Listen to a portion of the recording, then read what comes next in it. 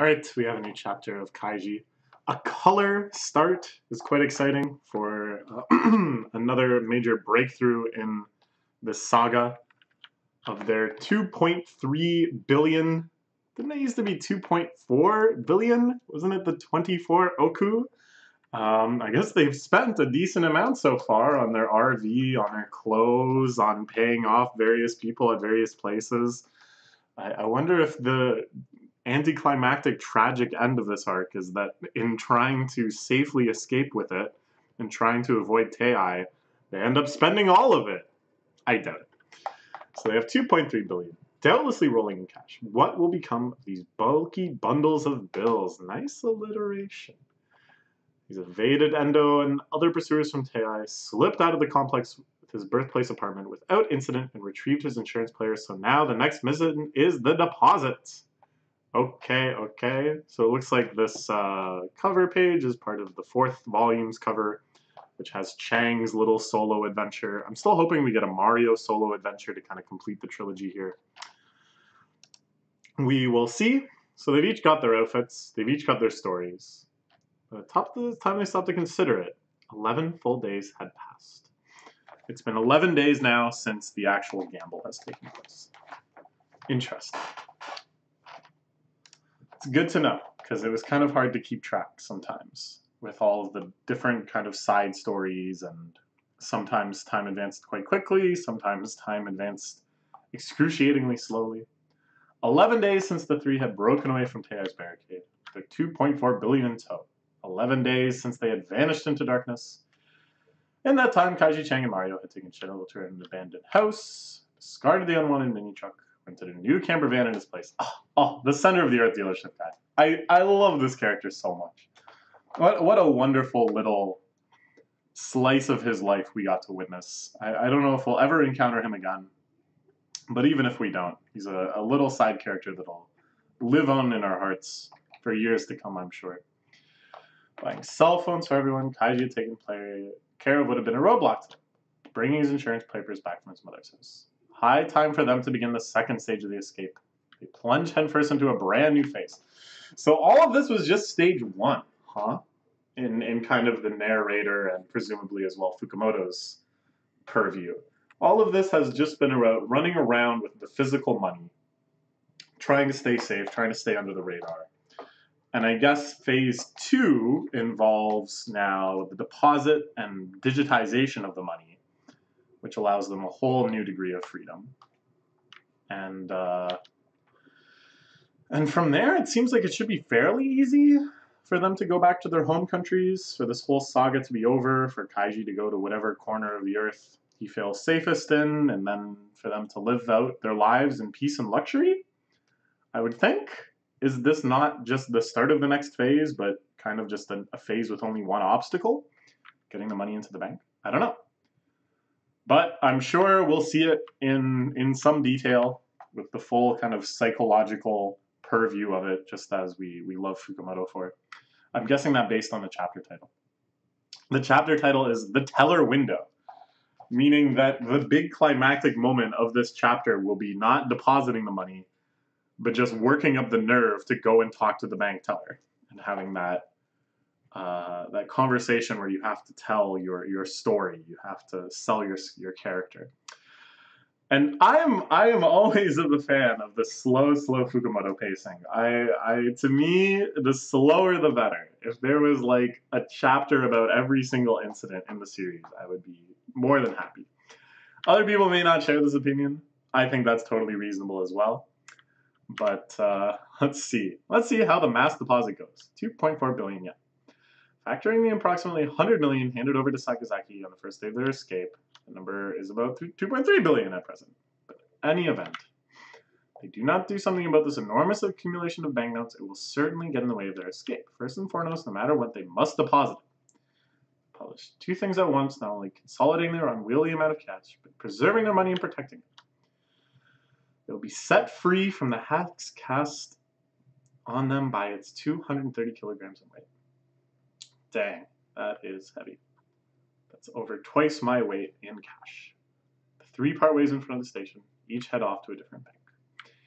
The thing that worries me is the Chang and Kaiji stories, they're not super similar, but if they're gonna end up rotating through all the banks and all three of them hitting all of the banks and depositing their own chunks, then there's gonna be people who hear both Kaiji's story and Chang's story on the same day.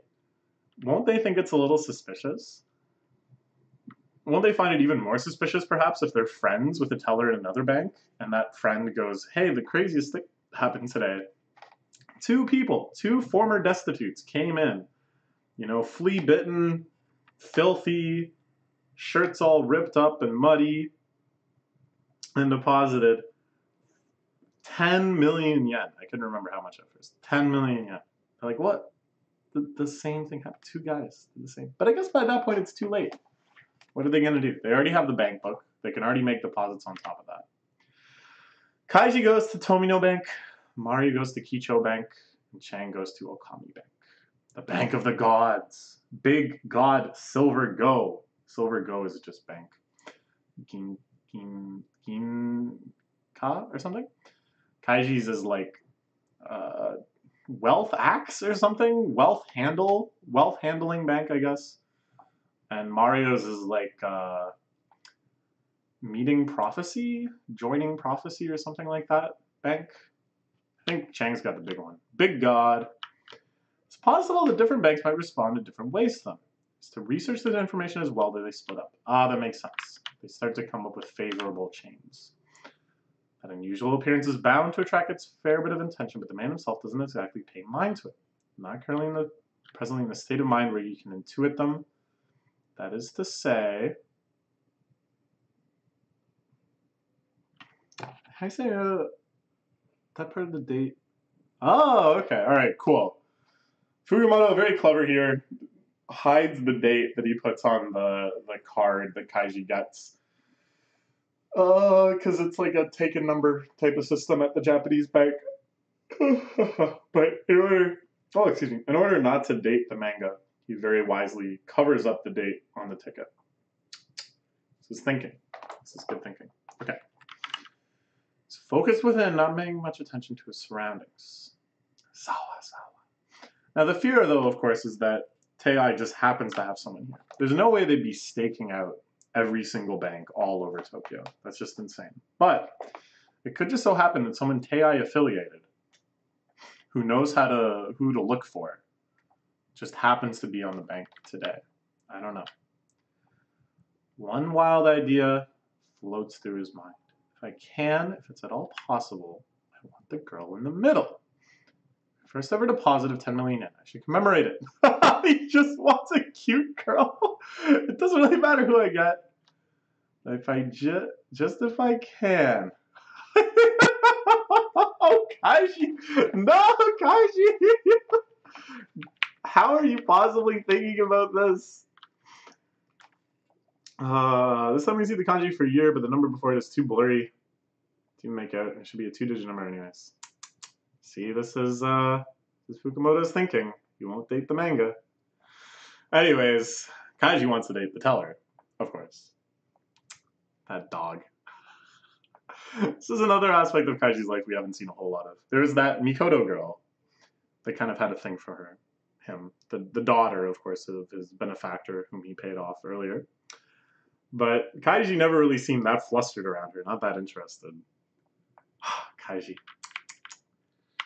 This could be your downfall. Make him a little skittish. Come on. Alright, remember your story. Stick to your story. If you stick to your story, nothing about you is that strange. Not your scars, not your shabby clothing, and not the fact that you're donating all this money. Nobody is watching, Kaiji. Don't worry. Even the narration very nicely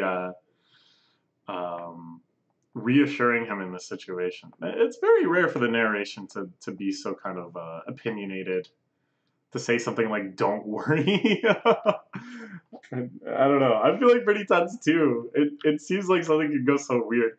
This all reminds me a lot more of like Kurosawa than Kaiji, you know? This feels like it's right out of the new Kurosawa. The influx of money, feeling all destitute and impoverished, trying to somehow get through it despite your poverty being so apparent at all costs, trying to get laid in the heart of all of this. Oh, Kaiji. Steal your heart. He slams the money down. I'd like to deposit this, please. Here it is. The money is on the table.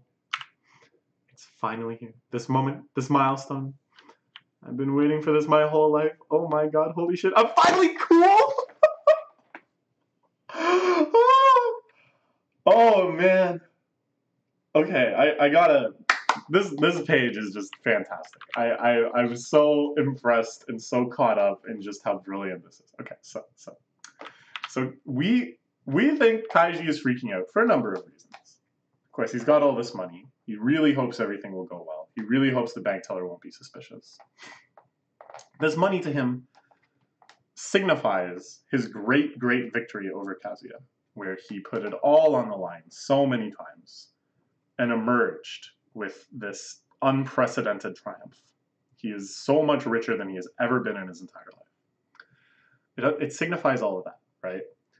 And I was like, yeah, this moment is actually pretty amazing. Because sure, Kaiji's had the cash up until now. And he's had tons of cash on other occasions too. But this is the first time he's actually kind of legitimizing it. This is the first time that he's tying it to himself in a way that isn't just ownership of a big pile of bills, but is in a way that he can actually start building his wealth as a human individual, as a legal entity, you know? And I was like, wow, this is kind of a cool moment.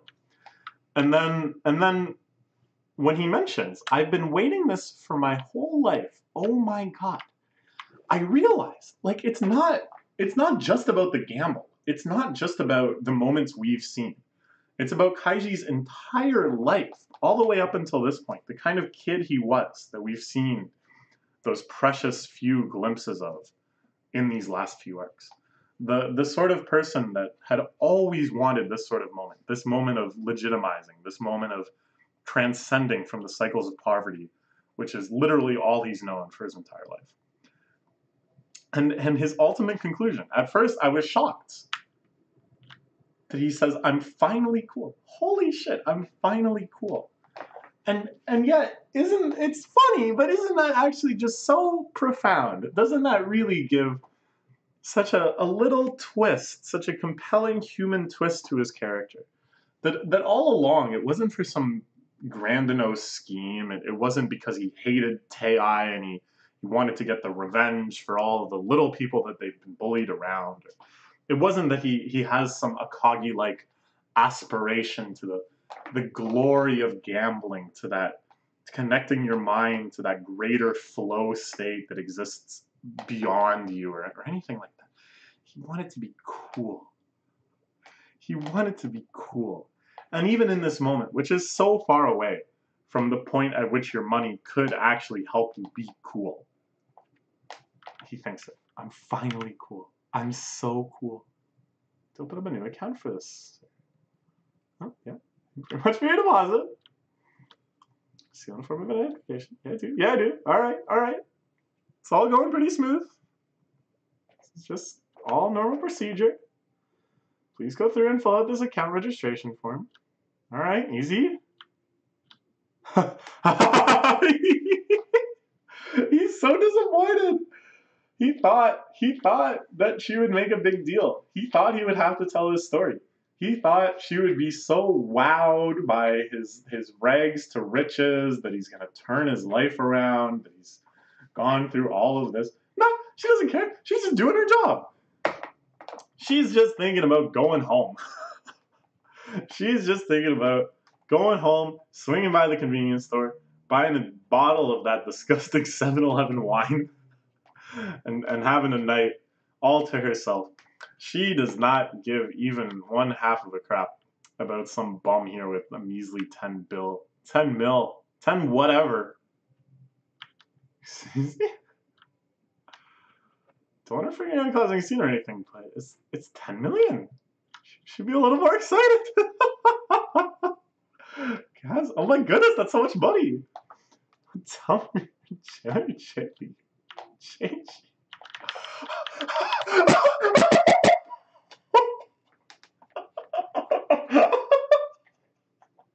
Oh my god.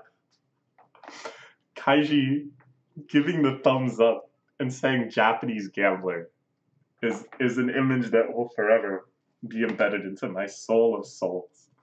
The fact that Kaiji, probably the whole time he was sitting on the bench waiting to be called, was picturing this fantastical conversation in his head is so endearing. It's so close to my heart. It feels again very Kurosawa-ish, right? All of this sort of social awkwardness and fantasy and flusteredness. It's all really wonderful Kurosawa type stuff. Oh, Japanese gambler. Oh, it's so good. I can't believe it. I'm in Cheiji. Cheiji? Japanese gambler. Okay. Please take this number card and wait a short while.